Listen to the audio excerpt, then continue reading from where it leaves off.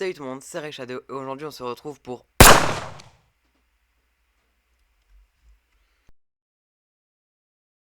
Vous allez bien? Alors je devais faire la vidéo qui est derrière, mais le montage est trop long. Donc, plan B, nouveau concept. Il y a pas longtemps, je suis allé à Mafat, sur l'île de la Réunion, et j'ai 4 anecdotes bien cheloues à vous raconter. Et bien sûr, pour pimenter les choses, il y en a une de fausse. Mais ça, c'est le concept de Mastu, non? Alors oui, mais si tu savais le nombre de personnes qui ont fait ce concept avant et après... Bref, c'est parti, j'espère que vous êtes prêts. Mais avant, laissez-moi vous présenter Mafat. C'est un des 3 cirques de l'île de la Réunion, accessible uniquement à pied ou en hélico. Niveau modernité, on n'en parle même pas. Leur mère, c'est littéralement une biquette. Oui, une biquette, j'ai les photos pour le prouver. Mais bon, c'est aussi le point le plus beau, entouré de montagnes et de paysages incroyables. Bref, passons à la suite.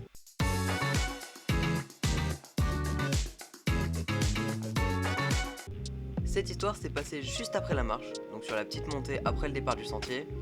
Et là, c'est le début de la galère. J'ai chuté 3 fois. Oui, 3 fois. Pourquoi? Parce que ma cheville était complètement en vrac. Vraiment pas jolie. Et là, je sais pas comment ni pourquoi, mais j'ai quitté le sentier. Et c'est là que tout est dérapé. Je me suis retrouvé perdu. Rien autour de moi ne ressemblait à ce que je connaissais. Je reconnaissais rien. Et plus le temps passait, plus je paniquais. Imaginez-vous, seul, dans les hauts de l'île de la Réunion, sans téléphone, rien. Je me suis dit, bon, bah pas le choix, je continue la descente. Pas question de remonter. Mais voilà, plus j'avance, plus je vois le soleil qui disparaît, et la nuit qui allait tomber. Donc je check mon sac, désespéré, et là je tombe sur des couvertures de survie. Et là dans ma tête, ok, c'est fini, je vais dormir ici. Perdu dans la montagne. C'était l'angoisse totale. Heureusement, après 10 minutes de descente, je retrouve enfin mon chemin, plus de peur que de mal, mais franchement, cette histoire je l'oublierai jamais.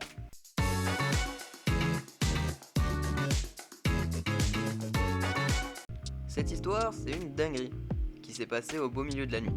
Mais avant de rentrer dans les détails, laissez-moi vous présenter mon cousin. Avec lui, c'est simple, on a fait toutes les conneries possibles. Mais franchement, j'ai kiffé. On était inséparables, toujours en train de faire les 400 coups. Bref, cette fois-là, avant de dormir, on repère une petite zone où il y avait déjà eu un feu. Vous voyez là le délire. Des cailloux, des branches, un peu de cendre. Et là, une idée complètement débile germe dans nos têtes. Et si on faisait notre propre feu? Donc en pleine nuit, on sort du gîte comme deux ninjas et on s'enfonce dans la forêt. Imaginez l'ambiance. Les montagnes autour et tout noir, genre noir total. Vous commencez à sentir la douille, non? 2 golemons, une lampe et un briquet. Qu'est-ce qui pourrait mal se passer?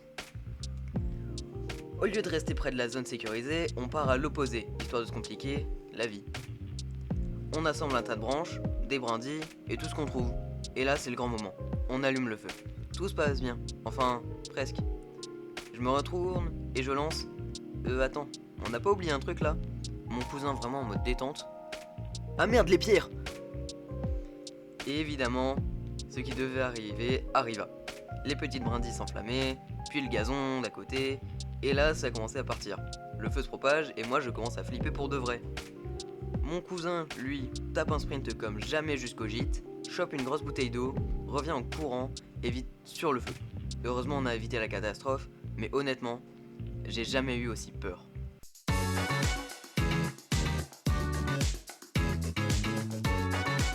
La nuit où j'ai croisé un somnambule allemand. Cette anecdote, elle est spéciale. Pour vous planter le décor, j'étais dans un gîte. Et dans un gîte, y a pas que moi, y a d'autres gens. Parmi eux, un groupe avec des Allemands. Et là, accrochez-vous, parce que l'un des deux était somnambule. Oui, somnambule. Déjà 2 jours, ce gars-là, il était chelou. Hein, pour vous dire, il a sniffé une porte. Une porte. Les frères qui fait ça, sérieusement.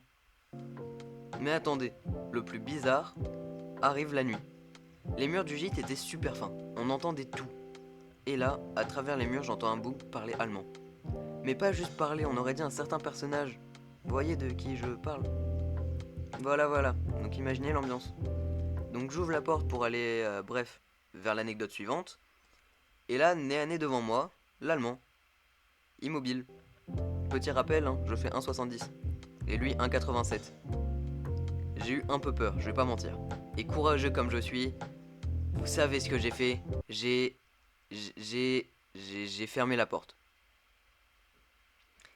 Oui, j'ai fui, j'assume, mais 2 minutes plus tard, je me suis ressaisi et je ressors, décidé à comprendre ce qui se fabriquait. Donc je le cherche et je finis par le retrouver, tranquillement installé dans un fauteuil sur la terrasse. Et là, je le vois parler, mais pas à moi, ni à quelqu'un, mais à un oiseau. Un piaf empaillé, bordel. Chelou jusqu'au bout, ce gars. Alors, ok, peut-être vous trouvez l'anecdote pas ouf, mais honnêtement, vous auriez été là, je vous jure, 1. Vous auriez flippé, 2. Vous auriez sorti Snap direct.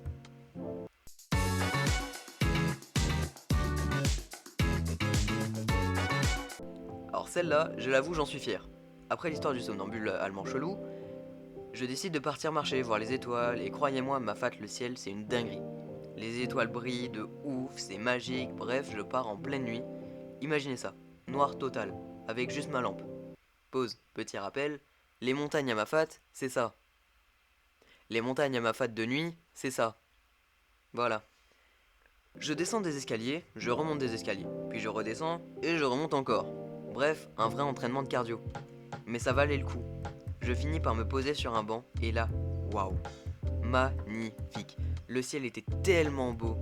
Juste gros seum que j'avais pas mon téléphone pour prendre des photos, juste ma lampe pour éclairer mes pieds, mais je profite du moment et je respire l'air frais. Et je décide de rentrer, mais là, tout bascule. J'entends TikTok. Oui, vous avez bien entendu. Un bruit de TikTok. Dans la nuit noire. Je me dis, attends, pas possible. Donc je recheck mes poches, mais je suis sûr, mon tel, il est pas chez moi. Et courageux comme je suis, je commence à chercher. Oui, non, pas comme l'autre histoire. Et c'est là que je le vois. Le gars. Imaginez ça. Pleine nuit, un bouc qui danse au milieu de nulle part, comme si c'était Charlie d'Amelio Prime. Les moves étaient là, hein. Là, je vous jure, hein. Mais le décor, noir total. Là, il y avait un décalage. Un décalage, moi, je vous dis. Donc je le fixe, vraiment perdu, et je lâche un. Frérot, t'es sûr ça va? Et il répond, t'inquiète chef. Mais attendez, le plus perturbant, c'est la voix du gars. Il parlait créole, mais avec une voix d'animé. Une voix d'animé, les gars. Vous voyez le genre?